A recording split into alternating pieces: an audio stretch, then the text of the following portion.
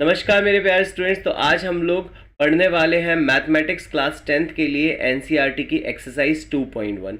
और अगर आपको इस चैप्टर पॉलिनोमियल्स का पूरा सोल्यूशन चाहिए है तो आप इन्फो में मैंने उसका लिंक दे रखा है, आप वहां से जाके उस पूरे एक्सप्लेनेशन को देख सकते हैं। तो चलिए बिना टाइम वेस्ट करे स्टार्ट कर देते हैं एक्सरसाइज 2.1 का सोल्यूशन। तो देखिए यहाँ पे लिखा है the graph of y equal to p of x are given in figure 2.10 below for some polynomials p of x find the number of zeros of p of x in each case। तो देखिए यहाँ पे हमको क्या करना है, हमारे पास में जो ग्राफ दिया है वो हमारे पास में क्या है, y equal to p of x का दिया है। मतलब y equal to p of x का ये मतलब हुआ कि जो y है that is basically that is polynomial in x। तो ये क्या है, y जो है वो पॉलिनोमियल है हमारा x में। y क्या है, पॉलिनोमियल है x में। बात समझ में आया? तो जीरोज ऑफ द पॉलिनोमियल क्या होते हैं? जीरोज ऑफ द पॉलिनोमियल वो वैल्यू होती है x की जिसके लिए पूरा पॉलिनोमियल जीरो बन जाए। तो हमें x की वो वैल्यू चेक करनी है जिसके लिए पॉलिनोमियल जीरो बन जाए, मतलब y की वैल्यू जीरो आ रही हो। तो देखिए अगर हम ग्राफ की बात करें तो जहां पर भी ग्राफ x एक्सिस को कट करेगा उस x एक्सिस के पॉइंट ऑफ इंटरसेक्शन पे हमारे पास y का वैल्यू जीरो आएगा, क्योंकि x एक्सिस पे कोई भी पॉइंट होता है उसके कोऑर्डिनेट होते हैं x, 0।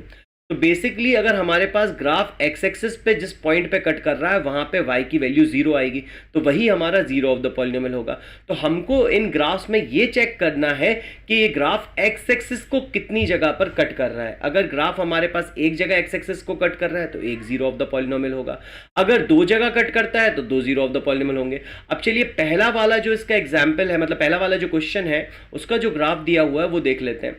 अब देखिए इस ग्राफ में x एक्सिस को, ये ग्राफ कहाँ है बेटा हमारे पास, यहाँ पे देखिए ये जो लाइन बनी हुई है ये हमारा ग्राफ, राइट। तो ये हमारे पास में जो ग्राफ है ये बेसिकली हमारे पास में x एक्सिस को कहीं पे कट ही नहीं कर रहा।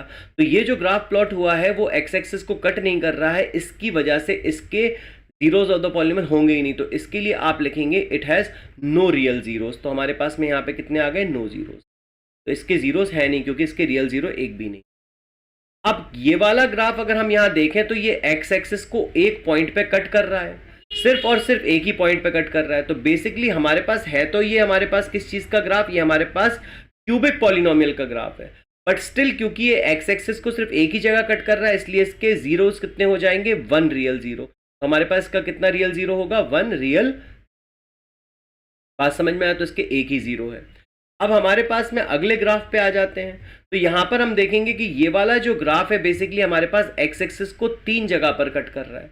अब अगर ये x एक्सिस को तीन जगह पे कट कर रहा है तो इसके कितने जीरोज आएंगे, इसके थ्री जीरोज आ जाएंगे। बात समझ में आए? अब आगे चलते हैं अगले ग्राफ की ओर। अब देखिए ये हमारे पास में है तो क्वाड्रेटिक इक्वेशन का ग्राफ, और ये कट भी x एक्सिस को कितनी जगह कर रहा है, दो जगह कर रहा है। तो इसके कितने जीरोज हो जाएंगे, इसके टू जीरोज हो जाएंगे। कितने जीरोज हो गए, इसके टू जीरो। अब आगे बढ़ते हैं, अगले ग्राफ की ओर चलते हैं। तो देखेंगे हमारे पास में ये वाला ग्राफ x एक्सिस को 1 2 3 4 पॉइंट्स पे कट कर रहा है। तो अगर ये ग्राफ x एक्सिस को 4 पॉइंट्स पे कट कर रहा है यानी 4 जगह पर कट कर रहा है तो हमारे पास में इसके कितने जीरोज आ जाएंगे, इसके 4 जीरोज आ जाएंगे। बात समझ में? चलिए अगले ग्राफ की ओर चलते हैं।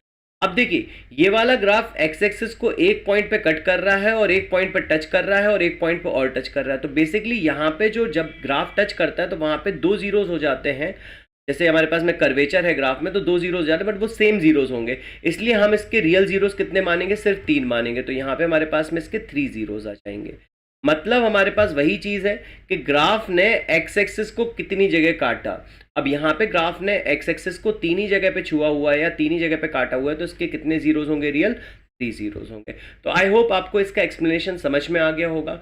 और अगर आपको मेरा पूरा इस चैप्टर का एक्सप्लेनेशन चाहिए है तो वहाँ पे आप मेरे वीडियोज़ में जाकर आप पॉलिनोमियल्स का लेक्चर देख सकते।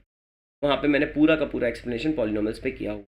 थैंक यू, आई होप आपने ये वीडियो एंजॉय किया होगा। प्लीज़ इस चैनल को लाइक सब्सक्राइब ज़रूर करें और बेल आइकन को हिट करना ज़रूर से ना भूलें, अदरवाइज आप नोटिफिकेशन मिस कर जाएंगे जब भी कोई नेक्स्ट एक्सरसाइज या कोई इंपॉर्टेंट क्वेश्चंस का सोल्यूशन मैं अपलोड।